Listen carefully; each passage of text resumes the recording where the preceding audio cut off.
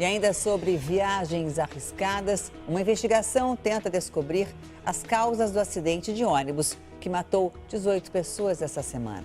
A nossa equipe ouviu testemunhas e sobreviventes e refez o percurso perigoso em que o motorista do ônibus, de uma hora para outra, perdeu o controle do veículo.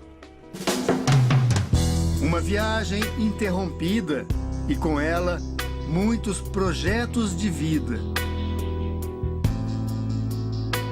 Gabriela tinha 22 anos e cursava o último ano de engenharia civil.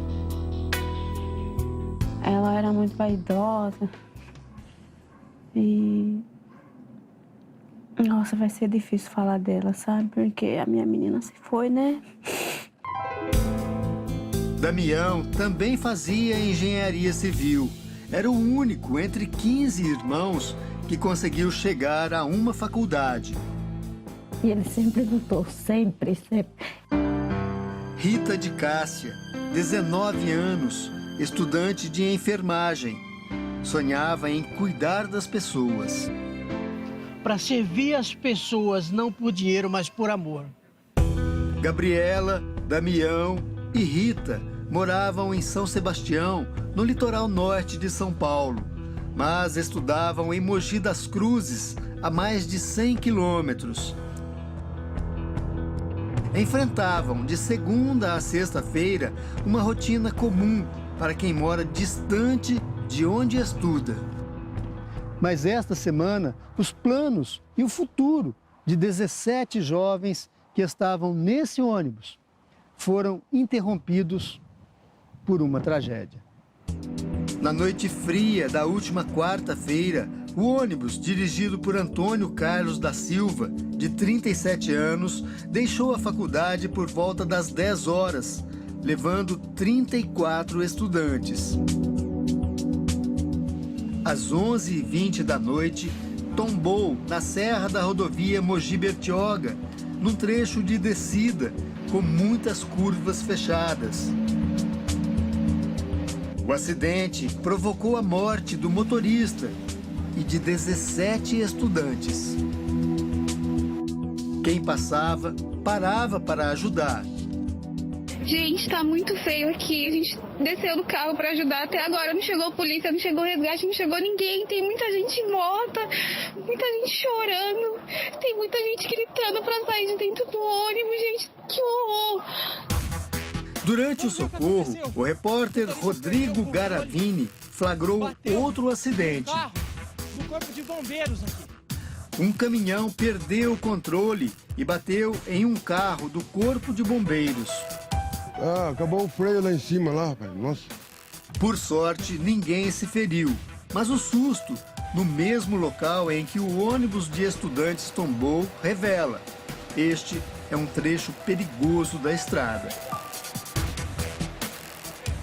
O acidente aconteceu exatamente aqui, nesse ponto, logo depois de uma curva bem fechada. O motorista perdeu o controle, o ônibus deslizou pelo asfalto, ainda existem marcas aqui, e bateu bem ali, olha.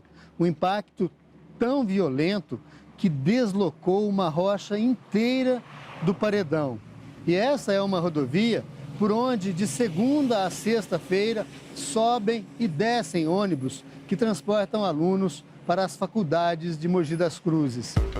De acordo com a empresa, no momento do impacto, o velocímetro do ônibus travou a 41 km por hora. A perícia já começou a investigar e o delegado acredita que o ônibus podia estar acima do limite. A gente vai precisar da perícia técnica, mas o que eu posso preliminarmente é dizer que havia um pouco de excesso de velocidade. Este homem é mais um a falar em excesso de velocidade. César Donizete Vieira foi a última pessoa a ver o ônibus antes do acidente. Ele contou que antes de tombar, o ônibus corria e que chegou a bater no carro. Segundo César, o motorista forçou uma ultrapassagem perigosa e logo depois perdeu o controle. Ele balançou na minha frente, balançou e depois tombou. Foi um tombo só, não foi capotamento. A testemunha diz que no momento do acidente não chovia e não havia neblina. A serra estava perfeita, não tinha contrafluxo, a serra estava limpa, estava seca, dá para descer tranquilo.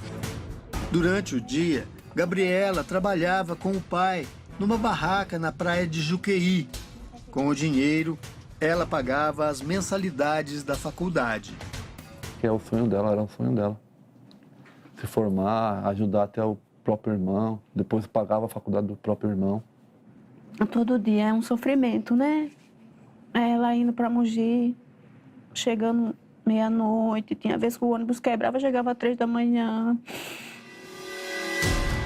Os pais de Gabriela contam que a jovem tinha receio de fazer as viagens de ônibus e já tinha feito comentários sobre uma suposta imprudência do motorista. E ela estava com medo porque esse motorista, não sei, mudou de repente, era outro. Não sei se o outro estava de férias, eu não entendo. E esse motorista era muito irresponsável. Ela falou que ele fazia umas coisas absurdas na serra. Durante a semana foi encontrado um abaixo-assinado na bolsa de uma das vítimas pedindo a troca do motorista do ônibus. O documento não mencionava o nome do motorista e não havia nenhuma assinatura. Segundo a empresa responsável pelo ônibus, a conduta do motorista Antônio Carlos da Silva era exemplar e não existem nos registros nenhum tipo de abaixo-assinado ou reclamação contra ele. Antônio Carlos trabalhava na empresa há 2 anos. Por telefone, o Domingo Espetacular conversou com Anderson, irmão de Antônio Carlos. Ele acredita que o abaixo-assinado não era direcionado ao irmão.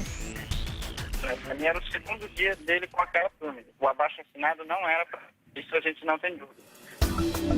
A casa de Damião Nunes Braz é pequena para tanta tristeza. Ele também é uma das vítimas do acidente. Damião tinha 33 anos e uma vida marcada pela superação. Nasceu em Mauriti, no sertão do Ceará.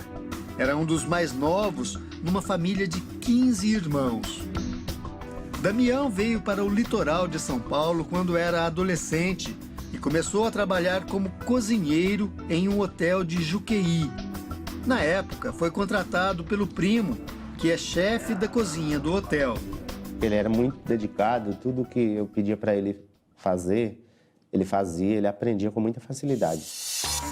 Foi trabalhando como cozinheiro que Damião conheceu Juliana. Se casaram e tiveram um filho, Thales, que hoje tem 12 anos. Damião deixou o trabalho na cozinha depois que começou a construir sozinho a própria casa. A obra deixou o cearense fascinado pela construção. Tanto que aos 32 anos ele prestou vestibular e começou a fazer o curso de engenharia civil. Durante o dia trabalhava como pedreiro e à noite ia de ônibus para a faculdade. Quase não tinha tempo assim para lazer, sempre o tempo que ele tinha era para estudar em casa quando não estava na faculdade, né? Damião era um espelho para o filho, Thales, e um orgulho para a família do Ceará. Alguns vieram de Mauriti para se despedir. Ele falou para mim assim que o sonho dele era ver o nome dele nas placas de engenheiro, naquela obra. Ali foi Damião que fez, o engenheiro Damião. Era o sonho dele. O Anderson também é aluno de engenharia civil em Mogi das Cruzes, está no último ano. Ele era um dos 34 estudantes que viajavam no ônibus. O Anderson estava sentado na poltrona número 9, 3 fileiras atrás do motorista, e se lembra de tudo o que aconteceu durante a viagem. Eu estava conversando com as 2 meninas que estavam sentadas na minha frente e com a menina que senta do meu lado. As amigas de Anderson, Maria Macedo e Natália Teixeira, morreram no acidente. O jovem conta que a viagem era tranquila até o momento em que o ônibus começou a descer a serra. Eu me lembro que a gente foi estar fazendo a curva à direita e o motorista fez essa curva à direita com a mão na buzina. Fez ela praticamente inteira com a mão na buzina. Bem, buzinou assim a curva toda. E a gente imaginou que tivesse um carro na frente ou um carro fazendo uma poda na contramão e o motorista buzinou para que ele saísse da frente, né? Só que como já chegou na outra curva assim em seguida, que a estrada é muito sinuosa, aí ele já entrou na curva com mais velocidade, não era como de costume, entendeu? A gente sentiu que ali já tinha alguma coisa errada. Cada curva que fazia era uma sensação, era sofrimento e no final, quando ele conseguia fazer, era uma sensação de alívio, mas foi um terror justamente por isso. A gente saía de uma curva e acabava já caindo em outra. Segundo o estudante, a velocidade do ônibus era cada vez maior. Era a sensação de estar numa montanha-russa, assim. Você fazia uma curva e todo mundo gritava. Aí na hora que pegava um pouco da retinha, o pessoal começou a gritar: se segura, socorro, outros, o que está acontecendo, põe o cinto, põe o cinto. Segundos depois, o Anderson percebeu que o acidente era inevitável.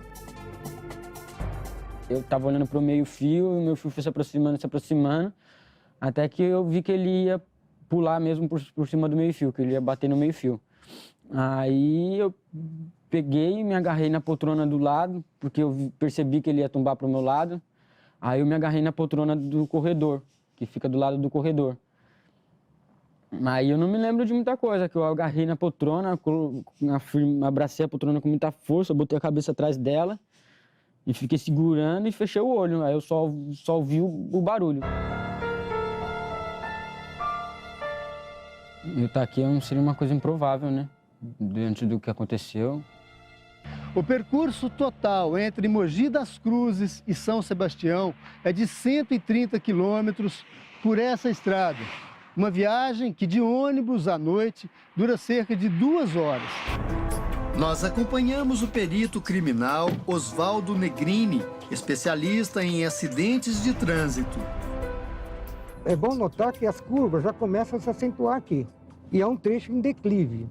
Um ônibus, que é normalmente um veículo muito pesado, carregado de pessoas, ele tem sempre uma dificuldade de fazer essas curvas adequadamente. Por isso que a velocidade crítica para um ônibus, uma curva, é sempre menor do que a dos veículos normais de passeio. Nessa parte da rodovia, a placa indica o limite de velocidade 60 km por hora em pista seca e 40 em molhada. Nosso carro segue a essa velocidade. Aqui se vê que tem algumas marcas na estrada mostrando que ele deve ter se perdido já nesse trecho. E quando o motorista se perde um pouco, ele tende a querer voltar muito rapidamente. Isso pode fazer com que o veículo seja jogado no sentido contrário.